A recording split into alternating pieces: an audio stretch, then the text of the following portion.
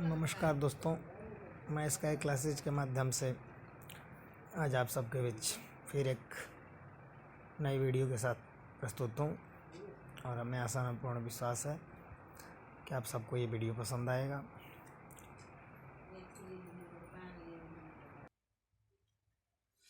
आइएगा दोस्तों, अब अपने हम लोग चैप्टर की तरफ बढ़ें। देखिएगा, ध्यान देंगे हम लोग। चैप्टर पहला है और ये क्लास 10th में हिस्ट्री का चैप्टर है। इतिहास है। इतिहास के पहले चैप्टर है यूरोप में राष्ट्रवाद का उदय।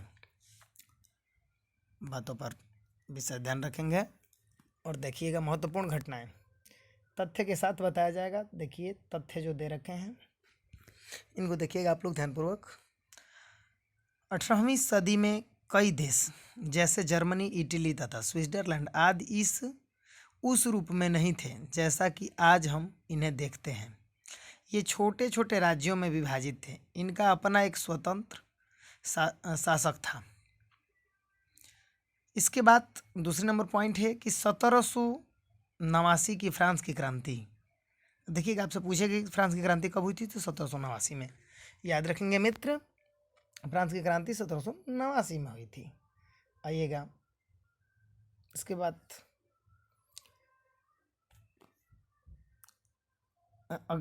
1789 की फ्रांस की क्रांति राष्ट्रवाद की पहली स्पष्ट अभिव्यक्ति थी।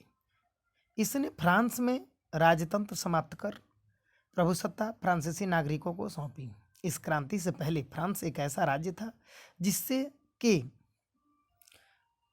संपूर्ण भूभाग पर एक निरंकुश राजा का शासन था। अब देखिएगा, 1789 की फ्रांस की क्रांति है, इस पर चर्चा हो रही है और ये पॉइंट बता रहा है कि 1789 की फ्रांस की क्रांति राष्ट्रवाद की पहली अभिव्यक्ति थी। राष्ट्रवाद नाम का जो पहली अभिव्यक्ति निकला वो फ्रांस की क्रांति से निकला।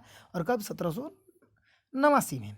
इसने फ्रांस में राजतंत्र समाप्त कर, राजतंत्र मतलब राजाओं का तंत्र, यानी राजा जो शासन किया करते थे, इनको समाप्त कर प्रभु सत्ता फ्रांसीसी नागरिकों को सौंपी। और जो सत्ता थी वो फ्रांसीसी नागरिकों के हाथ में देना इनका लक्ष्य था। इस क्रांति से पहले फ्रांस एक ऐसा राज्य था जिसके संपूर्ण भूभाग पर, फ्रांस एक ऐसा उस समय राज्य था जिसके संपूर्ण भूभाग पर एक निरंकुश राजा का शासन था। एक ऐसे राजा का शासन था जो निरंकुश था, जिस पर किसी तरीके का अंकुश नहीं लगाया जा सके, जो मर्जी करे वो कर सके। आइएगा, तीसरा नंबर है कि 1804 की नेपोलियन संहिता इससे 1804 में लागू किया गया। इसने जन्म पर आधारित विशेषाधिकारों को समाप्त कर दिया। इसने न केवल न्याय के समक्ष समानता स्थापित की बल्कि संपत्ति के अधिकार को भी सुरक्षित किया। अब देखिए, कह रहा है कि 1804 की नेपोलियन संहिता, नेपोलियन ने जब संहिता लागू की थी तो कुछ समय था उस समय 1804। इसने 1804 में 4 में लागू किया था। नेपोलियन संहिता कब लागू किया था? 1804 में। इसने जन्म पर आधारित विशेषाधिकारों को समाप्त कर दिया। जो जन्म से विशेषाधिकार लोग लेकर आया करते थे, उस किसने समाप्त किया था? नेपोलियन ने। इसने न केवल न्याय के समक्ष समानता स्थापित की बल्कि संपत्ति के अधिकार को भी सुरक्षित किया। किसको? संपत्ति के अधिकार को भी सुरक्षित किया। कौन किया था? नेपोलियन। आइएगा, क्रांतिकारी फ्रांस उदारवादी प्रजातंत्र का पहला राजनीतिक प्रयोग था। वहाँ वोट देने और चुने जाने का अधिकार केवल उन्हीं पुरुषों को था जिनके पास संपत्ति थी। संपत्ति विहीन पुरुषों और सभी औरतों को राजनीतिक अधिकारों से वंचित रखा गया। केवल थोड़े ही समय के लिए जैकोबिन शासक के समय सभी व्यक्ति पुरुषों को मताधिकार प्राप्त था। देखिएगा, थोड़े समय के लिए एक शासक वहाँ आया था, जैकोबिन शासक, जिसने ये अधिकार दिया था कि सारे पुरुष वोट कर सकते हैं, मताधिकार प्राप्त था। मगर नेपोलियन की संहिता पुनः सीमित मताधिकार वापसी लाई और उसमें महिलाओं को वयस्क दर्जा देते हुए उन्होंने पिताओं और पतियों के अधीन कर दिया। और क्या किया? नेपोलियन ने एक सीमित मताधिकार वापसी लाया और इसने तुरंत अपनी संहिता में जो वहाँ की औरतें थीं उनको पिता, अगर लड़कियाँ थी तो पिता के अंडर में और पत्नियाँ थी तो पति के अंडर में कर दिया। वियना कांग्रेस अधिवेशन 1815 में ब्रिटेन, प्रसार, रूस और ऑस्ट्रिया जैसे यूरोपीय शक्तियों जिन्होंने मिलकर नेपोलियन को हराया था। किसने नेपोलियन को हराया था?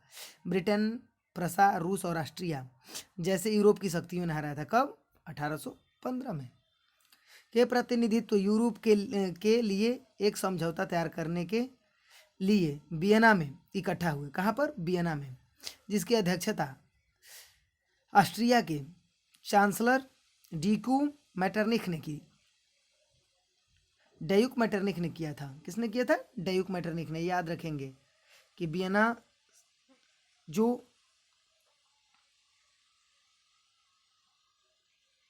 वियना में जो मीटिंग हुई थी उसकी अध्यक्षता अध्यक्षता किसने की थी?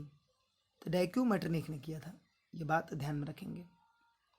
ठीक है मित्र। वर्साय में हुए एक समारोह में प्रसा के राजा विलियम प्रथम को, प्रसा के राजा कौन था? विलियम प्रथम को जनवरी 1771 में जर्मनी का सम्राट घोषित कर दिया गया। अब ध्यान दीजिएगा, वर्साय में हुए एक समारोह में, कहाँ पर? वर्साय में हुए एक समारोह में प्रसा के राजा विलियम प्रथम को जनवरी 1871 में जर्मनी का सम्राट घोषित कर दिया गया था। कहाँ का? जर्मनी का सम्राट घोषित कर दिया गया था। ध्यान देंगे मित्र। चलिएगा, आइए 1861 में इमैनुएल द्वितीय को एकीकृत इटली का राजा घोषित किया गया। इमैनुएल द्वितीय को एकीकृत इटली का राजा घोषित कर दिया गया। राष्ट्रवादी संघर्षों में महिलाओं की भूमिका, राष्ट्रवादी आंदोलन। ध्यान देंगे आप लोग। चलिए अब देखिए, टॉपिक आता है कि महिलाओं की भूमिका राष्ट्रवादी आंदोलन में सभी यूरोपीय राजाओं जैसे फ्रांस, इटली की औरतें ने सक्रिय योगदान दिया। जब ये राष्ट्रवादी संघर्ष चलने लगा तो उसमें महिलाएं कहाँ की? फ्रांस की और इटली की सक्रिय होकर, एकदम एक्टिव होकर योगदान दी। महिलाओं ने अपने समाचार पत्र शुरू किया, अनेक स्वतंत्र राजनीतिक संगठन बनाए और प्रदर्शनों में भाग लिया। महिलाओं ने यहाँ तक कि अपने एक पत्र भी जारी कराया, समाचार पत्र, और स्वतंत्र राजनीतिक संगठन भी बनाए और प्रदर्शन में जम के भाग भी लिया, अधिक से अधिक संख्या में। इतना होने पर भी इन्हें असेंबली के चुनाव में मतदान का अधिकार नहीं था, जबकि इतने मेहनत इन लोगों ने की। कहाँ की महिलाएं थी बताइएगा? फ्रांस और इटली की जो औरतें थे, इतने मेहनत करने के बाद भी इन्हें मत करने का अधिकार नहीं था। अब आइए कुछ महत्वपूर्ण शब्दावली हैं, उन पर ध्यान देंगे।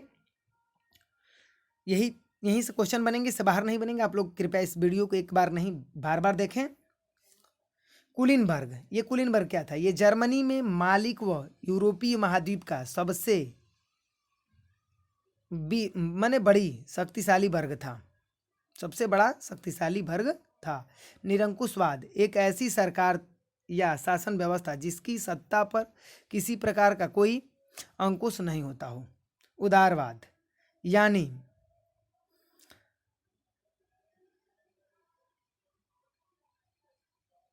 लिबरलिज्म शब्द लैटिन भाषा के मूल शब्द लिबर पर आधारित है, जिसका अर्थ है स्वतंत्रता।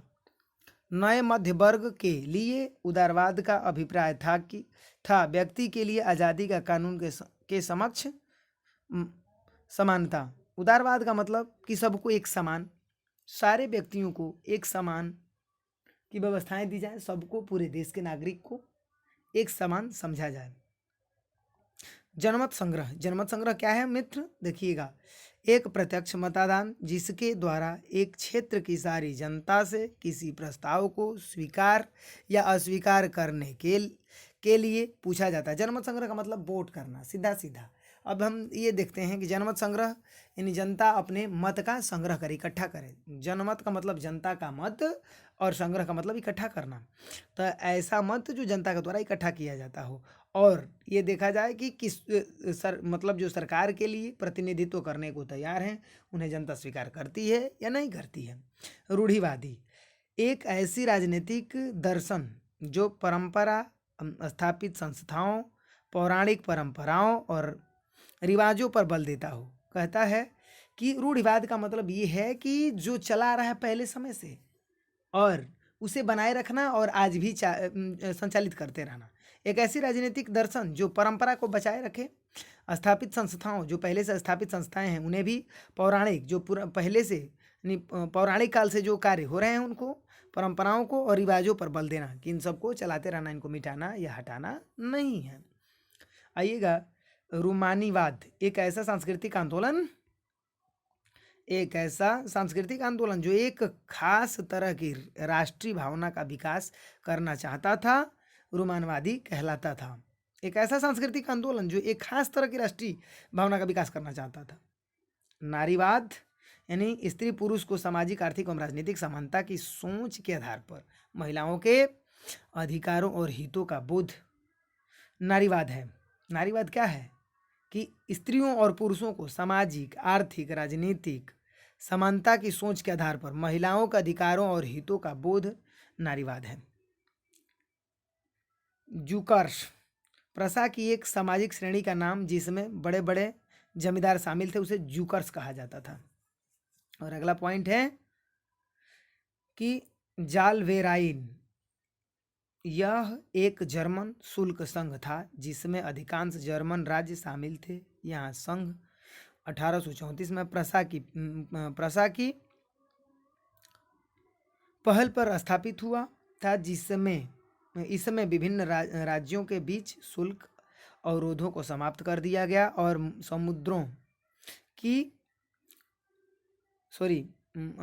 समाप्त कर दिया गया और मुद्राओं की संख्या 2 कर दी जो पहले 20 से भी अधिक थी। यह संघर्ष जर्मनी के आर्थिक एकीकरण का प्रतीक था। किसके? जर्मनी के आर्थिक एकीकरण का प्रतीक था। कौन? जाल्वेराइन।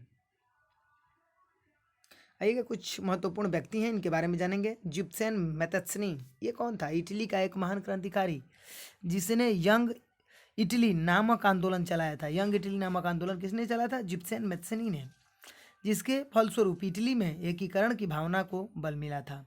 वह राजतंत्र के घोर विरोधी थे। राजतंत्र के क्या थे? जिप्सेन मैथेस्नी घोर विरोधी थे। गैरीबाल्डी इटली का महान क्रांतिकारी जो मैथेस्नी का सहयोगी व समकालीन था। उसने लाल कुर्ती नामक सेना तैयार की। आइएगा, जिसकी सहायता से उसने ऑस्ट्रिया को हराया था। लाल कुर्ती नामक सेना का संगठन किसने किया था? गैरीबाल्डी ने। याद रखना है, किसने? गैरीबाल्डी ने। और इसकी सहायता से इसने क्या किया था? ऑस्ट्रिया को हराया था। उसने इटली की स्वतंत्रता के लिए कई आंदोलन किए। और इटली की स्वतंत्रता के लिए क्या किया? कई आंदोलन किया। कौन? गैरीबाल्डी। काबूर को इटली का बिस्मार्क माना जाता है। काबूर को क्या माना जाता है? इटली का बिस्मार्क माना जाता है। वह इटली के सार्जिनिया राज्य का प्रधानमंत्री था। इटली के किस राज्य का? सार्जिनिया राज्य का प्रधानमंत्री था। उसने सर्वप्रथम अपने राज्य को इटली में मिलाने का कार्य किया। और सबसे पहले इटली में मिलाने, सार्जिनिया को इटली में मिलाने का कार्य किसने किया था? बताइएगा। काबूर ने किया था। बिस्मार्क जर्मनी के इतिहास में अद्वितीय स्थान प्राप्त है। उसने जर्मनी के एकीकरण के लिए रक्त तथा लौह की नीति अपनाई। उसके प्रयासों से ही जर्मनी का एकीकरण संभव हुआ। आइएगा, प्रतीकों का अर्थ। प्रतीक, टूटी हुई बेड़ियां, ये प्रतीक हैं।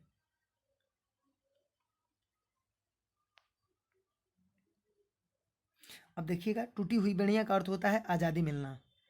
बाज छाप वाला कवच, इसका जर्मन समुदाय के प्रतीक शक्ति। देख रहे होंगे आप लोग।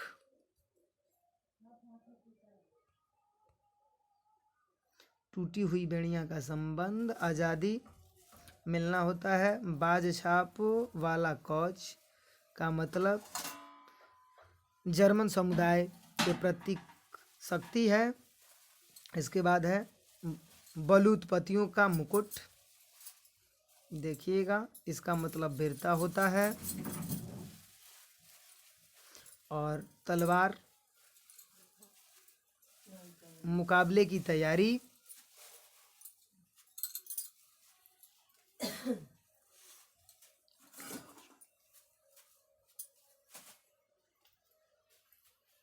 तलवार पर लिपटी शैतून की डाली, इसका मतलब शांति की चाह होता है।